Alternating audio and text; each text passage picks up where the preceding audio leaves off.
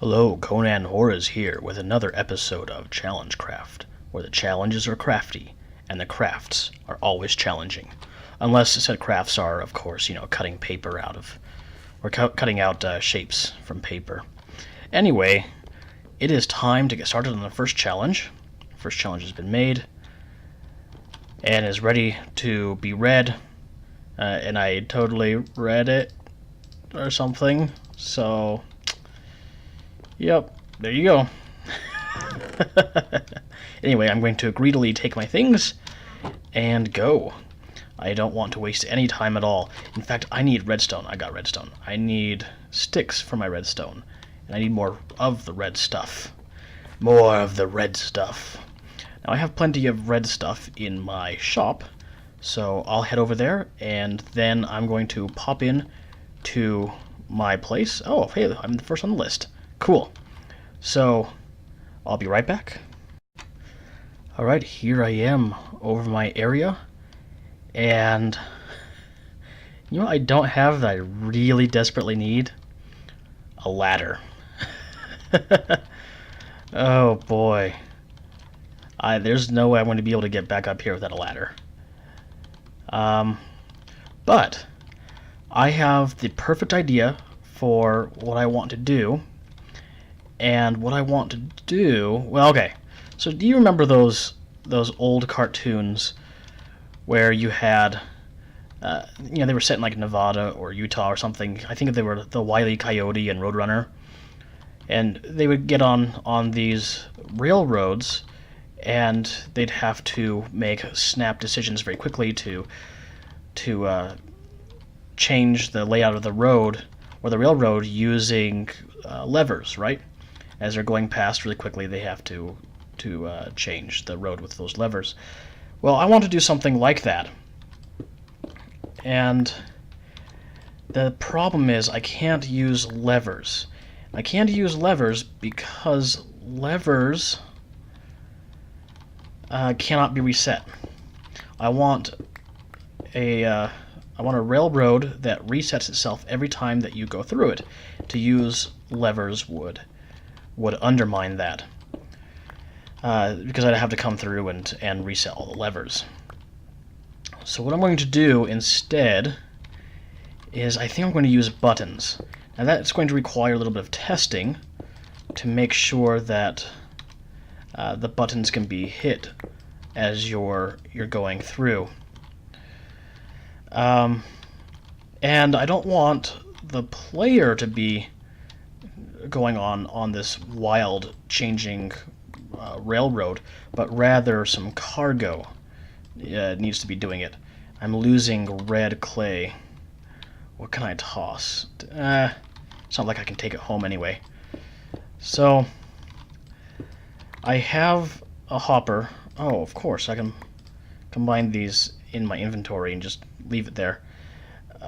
Drop that. No, that's going to be valuable. Drop that. There we go.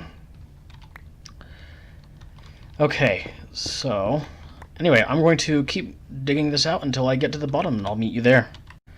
You know, I just know I'm going to get lost, that I'm going to forget that that's the structure I need to go on to get back home. I wish it was more obvious. I do need just ladders. Ladders would be very obvious, wouldn't they? What else would be obvious is just this giant pillar. I've got some water, so what I'm going to do is build a pillar and then jump down. That is what I'm going to do. Well, I'm up here, and this is actually a great vantage point to kind of figure out where I want to build my railroad. That's a nice flat area over there, which would be ideal for having control over what my railroad does and keeping track of all the lines, because this is going to be a very complicated railroad, and I mean very complicated. It looks like there's a bunch of exposed railroad already placed down, and I think that's because some abandoned mines were spawned in this area. But that formation right over there actually would be perfect. It has railroad already down, it goes through a cave, it's relatively flat. I have these spires that I can wrap around and go through. That's, I think, where I want to build. is over there, and I'll be able to see my pillar from over there. That looks like more of mine. Yeah, anyway, I'm going to do the water thing, and I'm not going to jump and then place the water at the last minute. That's not a very good idea. But what I can do is place it there, then the water will start to fall slowly, then I pick it back up again, and the water goes back down slowly. Then I just ride the water. And that is the way that you use water to fall down safely. Anyway, I'm going to head over there and start building. Here I am, down in my little place with a big old pillar. I will definitely not be losing my way. I will be able to get back home at any time. So, I've been working on this track a little bit. What I've been primarily focusing on is whether or not having a button that you just press as you ride through is enough of a challenge. And as I've been testing it, yeah, I was able to hit it that time. Usually I'm not able to hit it, which means it's a sufficient challenge. Right? So I'm going to be doing that. I'm not going to have any like levers or anything. Again, I want this to be completely autonomously resettable, and buttons are very good at resetting themselves. So anyway, what I'm going to do is go back, get myself some wool, and dye it 3 different colors. And I'm going to use, well, maybe best to do 5 different colors? Yeah, I'll do 5. I'll do 5 different colors, and then I'll come back, start laying the wool down where I want the tracks to be, and then I'll start laying down the track. Anyway, I'm going to go get the wool, and I'll be back. Okay, I'm back, and I have 16 wool of 5 different colors. 5 fairly cheap colors, of course. Now, Conan, I can hear you already postulating. 16 of each color is not enough to lay out the entire track. Ooh, there's some gold over there. I'm going to be using gold for my track, by the way. You are right. That's not enough, but it is enough to do a section, and there will be 5 of such sections.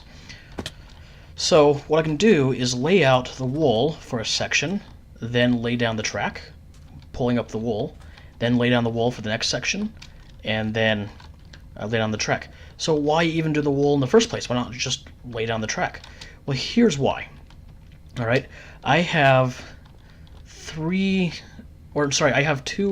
different tracks going on. I have the track that the player is riding on, and I also have the track that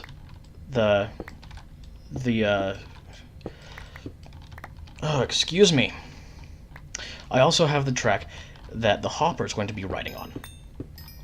The player is going to be controlling that hopper using the buttons, of course. And the goal is to get the hopper to hit all 5 goodie locations.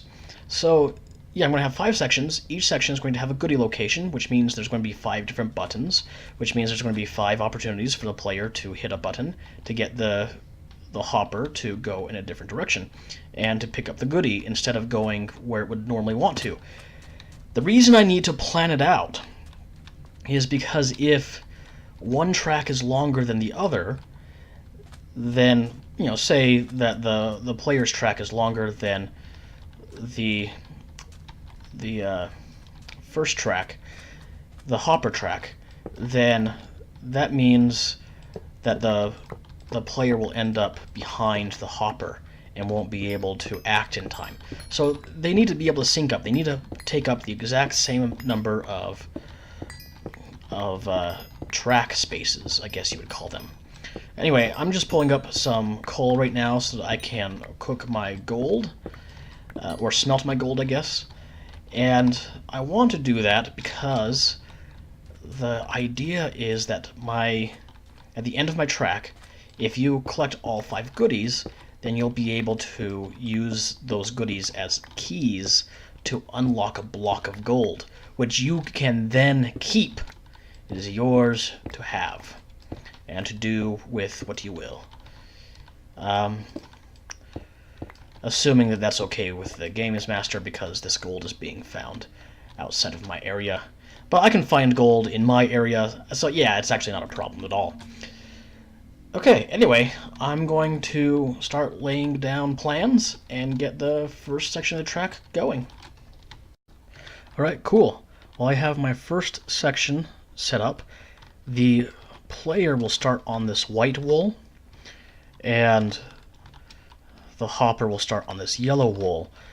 And the player starts on the brown at the same time that the hopper will be able to choose. Well, you know, the player will hit the button and then the hopper will either go down the orange path or the red path.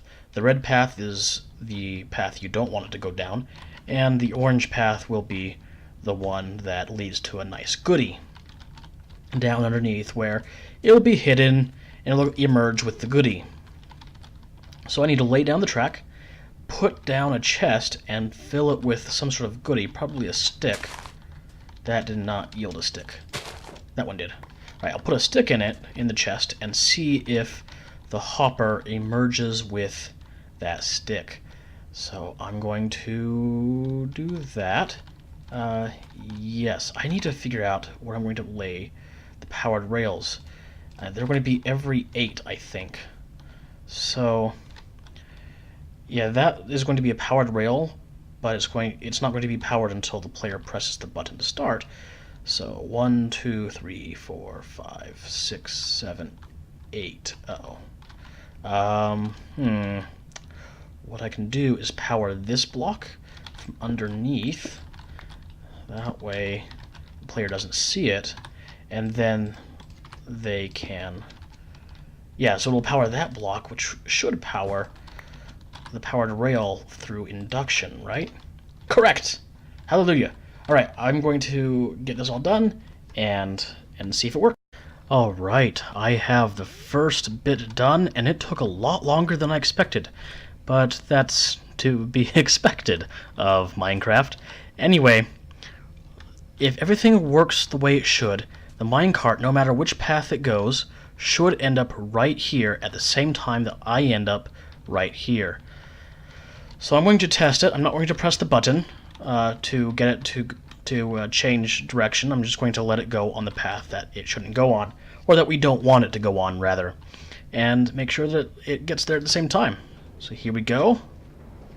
It appeared at the same time as me, but it... no, it was about right. I think it was about right. So we'll have to figure something out. Yeah, Fate is trying to figure out how to get down my my little mountain. I carved some stairs into the side. Good luck. Alright. Appeared about the same time. Nothing in the hopper, so let's reset. Oh, that's not good. Oh no, that's fine, because when it's done, people aren't going to be breaking the hopper. It's going to just go back to the starting position. Alright. Take it all back, and this time I'm going to have it go down the correct path, or the path we want it to go down, and I've put more than one stick down there. In fact, I've put like 12 or something sticks, which is great, but I don't want a chance of missing the button, so I'm just going to pretend that I hit the button, and this goes over here, and mine comes over here. Boom. And I love this little window. Isn't that great that you can just see it following you along over there on the side? Okay, should appear at the same time if Fate doesn't get in the way. Uh-oh. Where did it go? It got stuck somewhere. Did Fate get in the way, or... Oh, I can't have that ceiling there. That's what's happening. Okay. I'm going to fix this. I'll be back for another test. Okay, so that was actually really quick. I just knocked out 3 blocks. I think it was. Yeah, just 3. And it emerged on the other side with 2 sticks. With 2 sticks.